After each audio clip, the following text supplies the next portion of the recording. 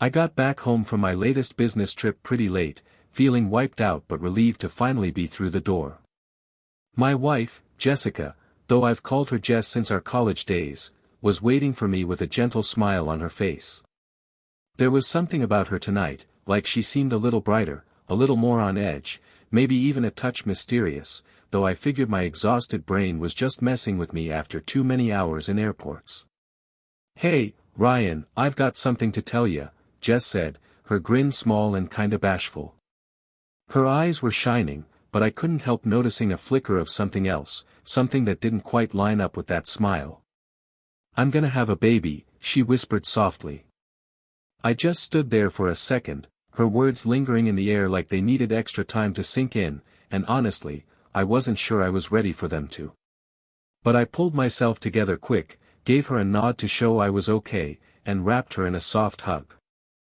Inside, though, the news felt heavy, and I had to remind myself to look happy even if I wasn't quite there yet. "That's amazing, Jess," I said under my breath. She let out a little sigh and squeezed my hand a bit harder. "We're having twins, Ryan. 2 of 'em." That word, twins, hit me like a brick, weighing down my already burdened chest. I managed a smile and kept nodding while Jess started talking about doctor visits, due dates, and all sorts of stuff that felt like a foreign language to me. I knew I was supposed to be over the moon, but all I could muster was a kind of empty agreement, trying to match her excitement even though I didn't feel it. Before long, she switched gears to something else. "Oh, and we've gotta throw one of those big gender reveal shindigs, you know, with games and silly contests. Wouldn't that be a blast?" She was practically vibrating with energy, her eyes all lit up. "Yeah, sure," I answered, doing my best to cover up how tired I was. "Whatever makes you happy, Jess." Our little boy, Liam, overheard her and piped up, his face brightening at the thought. "We're having a party?" he asked, clearly thrilled about the idea of fun and games.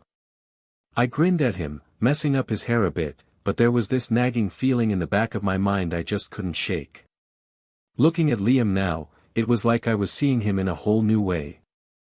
I spent some time with Liam after that, letting him ramble on about the party ideas Jess had tossed out, but my head was somewhere else, tangled up in a mess of doubt and worry I kept trying to ignore but couldn't. Jess's announcement about the twins just made something I'd been dreading for a while feel all too real. I already knew too much.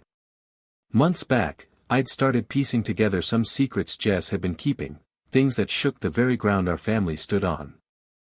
And now, with the news of twins hanging over me, I knew I couldn't keep pretending everything was fine.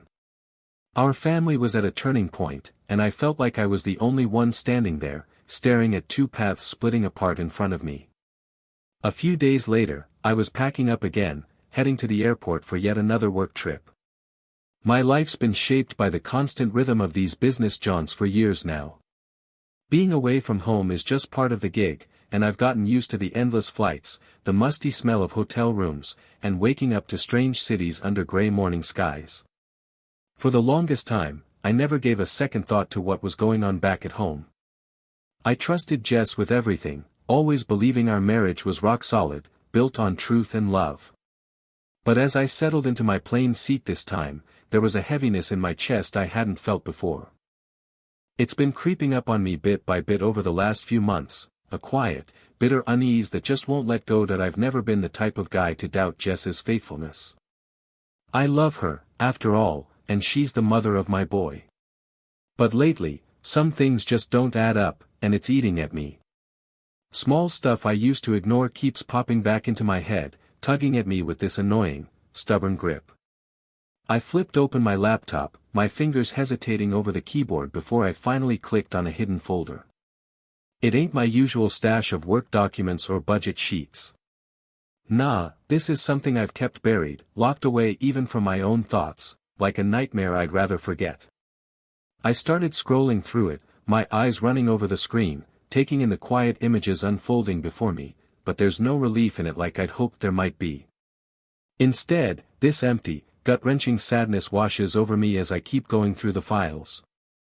The videos just make it worse, stirring up a weird, sudden anger I've been holding inside, pretending it doesn't exist.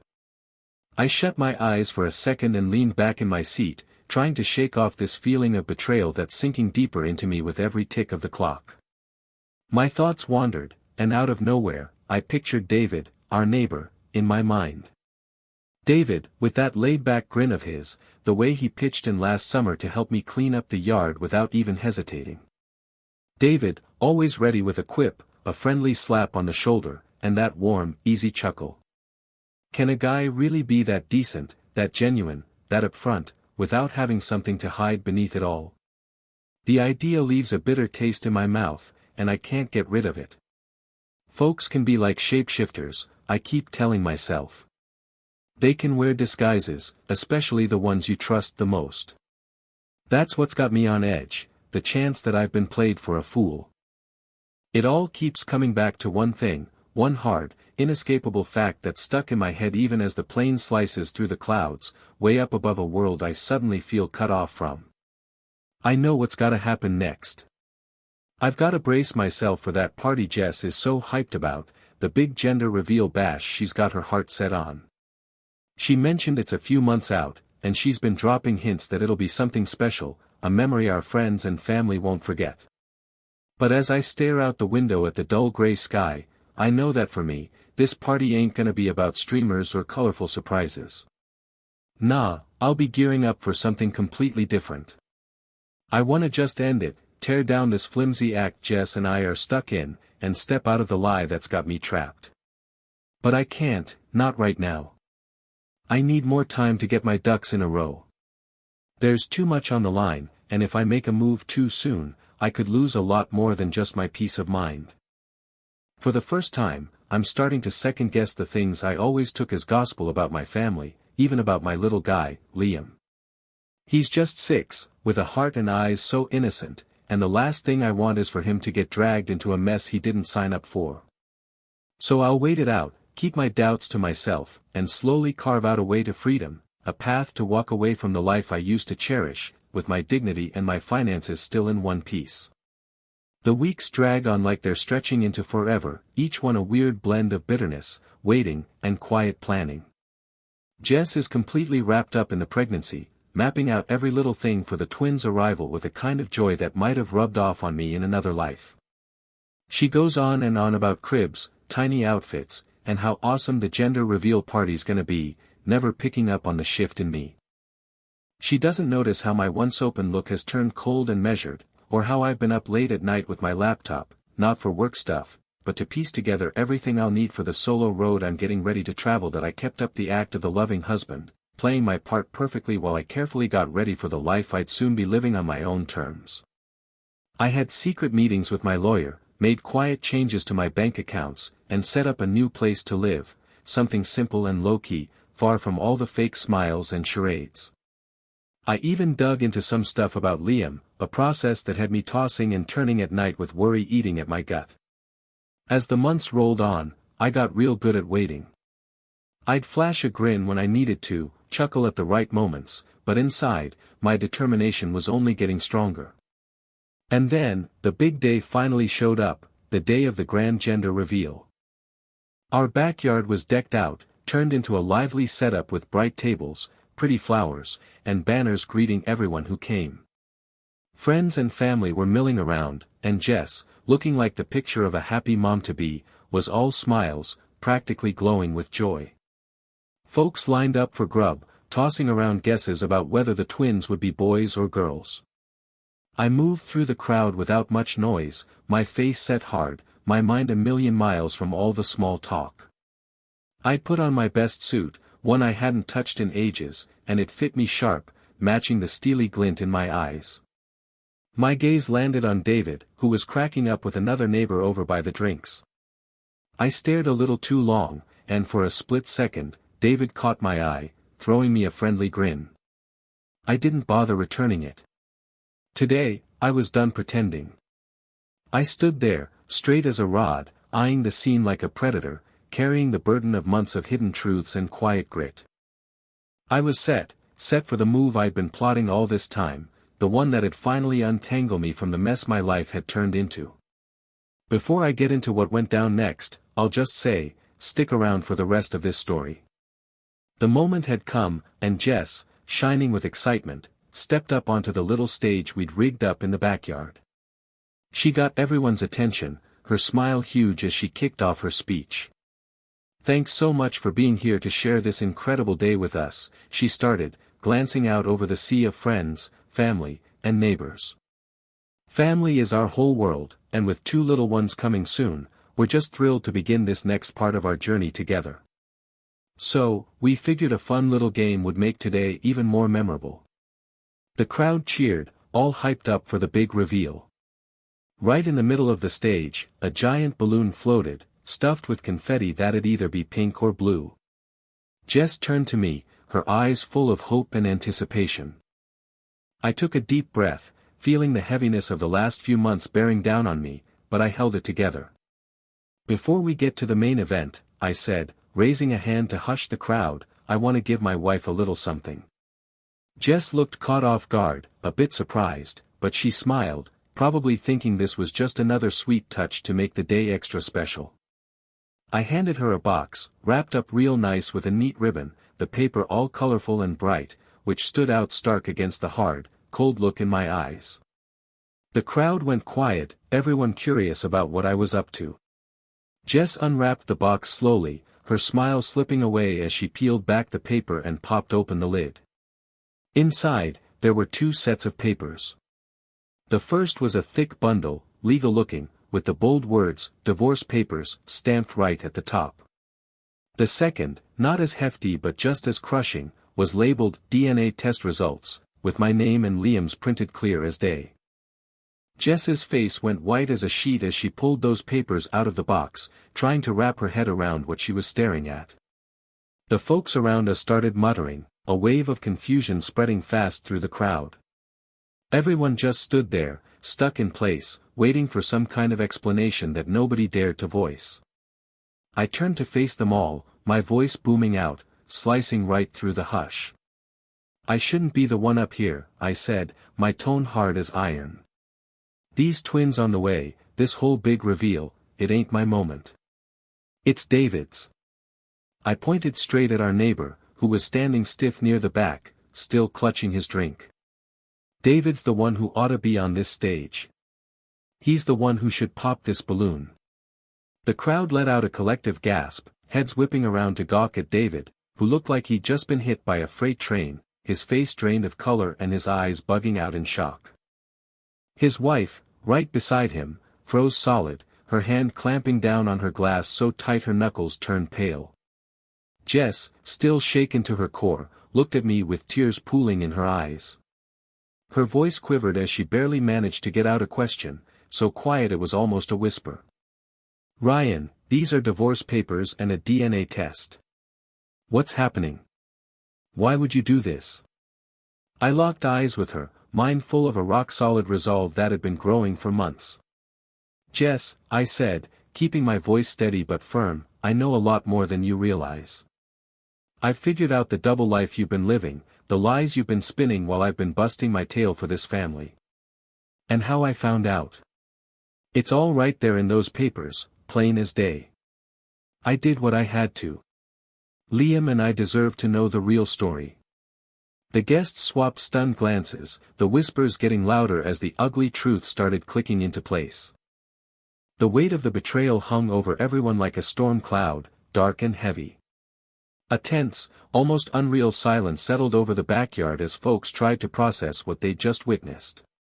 Jess, still clutching those divorce papers and DNA results, looked like her entire world had crumbled right there in her hands.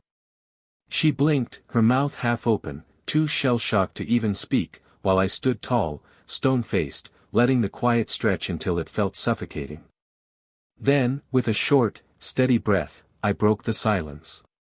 "So, Jess, why don't we get back to what you had in mind?" I said, nodding up at the black balloon hanging above us. "After all, everyone's waiting for the big moment." Jess just stared at me, eyes wide and body trembling, her mouth moving but no sound coming out. I stepped up to speak to the crowd again, my voice heavy with a tired kind of command. "Ain't it funny how life turns out?" Here I was, grinding away, building a future for my wife and son, while my so-called loyal wife was off having, let's call them, escapades in someone else's arms. I shifted a bit, my eyes scanning the stunned faces in front of me. I could play the footage from the cameras I set up at home for y'all, I went on, my tone not budging an inch, but, folks, I'll save you from watching those nasty clips. You don't need the gritty details to get what's been happening. Sharp breaths and gasps rolled through the crowd.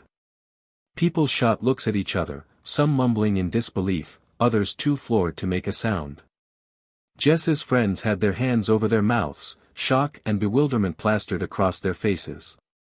Jess herself was breathing hard now, her expression a mix of dread and shame. But that ain't even the worst of it, I said, my voice turning icy. I looked right at Jess, who seemed to shrink under my stare. The real kicker is that all this made me doubt things I never wanted to doubt. I went and got a DNA test done with my boy, Liam. I stopped for a moment, letting the gravity of what I was saying hit everyone listening. Turns out, Liam ain't even mine. Jess shook her head wildly, her face flushed with a mix of rage and disbelief. No, Ryan, no, this is crazy, she stammered, her voice rising to a near scream. What kind of twisted game are you playing? Liam's your boy, and these babies, they're yours too. But her words wavered, the confidence in them buried under the guilt written all over her expression. I just shook my head, not swayed for a second. I don't know who Liam's real dad is, Jess. Could be David. But what I'm dead sure of is that David's the father of these twins. The crowd went completely still, the weight of what I'd said hitting them hard. Every pair of eyes zeroed in on David, who stood there, pale as a ghost, his jaw dropped in pure, horrified shock. His wife, right next to him, glared at him, her own mix of pain and anger boiling over. I gave a little wave to the crowd, acting like this was just another casual get-together, a normal farewell. If any of y'all want the full story, feel free to swing by divorce court, I said, my voice steady and firm. But right now, it's time for me to walk away, to start a new chapter without all the deceit and backstabbing. A wave of hushed murmurs broke out among the guests as I took one final glance around the backyard. Jess couldn't hold it in anymore and burst into sobs, her voice spiking into a desperate, frenzied yell. No, this is all wrong. Ryan, you can't believe this nonsense. I'm your wife. I've been true to you. This is just some awful mix-up. She staggered toward me, gripping those papers, begging, Ryan, please. But I just turned my back on her and headed for the gate. David tried to cut me off, his face contorted with frustration. Ryan, hold up, we gotta talk. You can't just leave like this, he growled, reaching out to grab me. I didn't even slow down, dodging him with a quick step and sending him tumbling to the ground with a little nudge. Looking down at him, my voice came out low but solid. You ain't my neighbor, David. You ain't my buddy. You're just as much a betrayer as Jess, and I've got nothing left to say to you. Without another word, I stepped over David and made my way to my car, the crowd splitting apart as I walked through. I slid into the driver's seat, took one last look at the stunned faces all around me, and fired up the engine. With a final, steady glance at the life I was leaving behind, I pulled out of the driveway, the gasps, whispers, and broken fragments of my past fading in the rearview. Nobody had a clue where I was headed. All I knew was I was driving toward a life that was finally mine to claim. In the months that came after, I showed up to the divorce hearings with a cool, unshakable calm, every move I made showing how prepared I was. I'd been gearing up for this, making sure my assets were locked down tight, hidden away, and out of reach. I'd protected my money with a kind of careful planning only I could follow, leaving no cracks for Jess to slip through. Every bank account, every investment, every scrap of property had been moved to a setup she couldn't touch. I strode into that courthouse knowing I was way ahead of the game, certain that no matter what Jess or her lawyer pulled, they wouldn't get their hands on what I'd fought so hard to build. The evidence I brought to the table blew everyone in the courtroom away. On top of the divorce papers, I handed over hours of video from the hidden cameras I'd set up around the house. There it was, plain as daylight, Jess in different rooms of our home, her arms around David, the two of them murmuring, giggling, and sneaking into spaces that should have been just for me. The footage, combined with my story of grinding away on the road for years to provide for my family, hit like a ton of bricks. The judge's expression turned grim as he watched the tapes, while Jess fidgeted at her table, unable to meet anyone's gaze. When the twins arrived, any lingering dreams Jess and David might have had for a future together were completely shattered. A DNA test only confirmed what I'd already figured out: David was the father, not just of the twins, but of Liam too, the little boy I'd raised as my own all these years. The truth hit like a wrecking ball, exposing a 6-year affair that had gone on for nearly half of my marriage to Jess. The timeline didn't lie. There was no way to argue that Jess and David hadn't been wrapped up in this betrayal for a long, long time. David ended up in his own courtroom battle. His wife, once she learned the ugly reality, didn't hesitate to file for divorce, equipped with the evidence I'd passed along to her out of basic respect. She walked away with nearly everything, plus a hefty alimony payment. David, the guy who used to crack jokes and share laughs with me over the backyard fence, was now stuck with 3 kids and child support bills he had no chance of keeping up with. Jess and David were left with nothing but each other, a mountain of debt, alimony obligations, and the overwhelming challenge of raising 3 children without the stability or trust they'd once taken for granted. For me, though, the result was exactly what I'd aimed for. I came out of the trial with my finances secure and my self-respect back in place, knowing I hadn't let myself be played for a fool any longer than I had to. The folks in the courtroom saw right through Jess's excuses, through her efforts to spin herself as some misunderstood woman trapped in circumstances beyond her control. The raw, undeniable truth had been laid bare, and Jess was forced to deal with the fallout alongside the man she'd chosen, whether by design or reckless impulse, all those years back. With the final ruling in my corner, I took a slow, deep breath, feeling a lightness I hadn't known in ages. The burden of doubt, pain, and betrayal had finally lifted off my shoulders. I wasn't just the husband who'd been blindsided, I was the guy who'd stared it all down, got myself ready, and came out tougher on the other side. As I stepped out of the courthouse on that last day, my thoughts turned to what lay ahead. I pictured a peaceful beach somewhere, warm and sunny, with an endless ocean stretching out before me. That's where I'd head next, I decided, someplace where the crash of the waves could wash away the chaos of the past year. I'd let the sun and salty breeze heal my mind and soul, piecing myself back together bit by bit. All I wanted now was calm, a clean slate, and the shot to take back my life, unshackled from the ghosts of deceit. And at long last, I was free to do just that.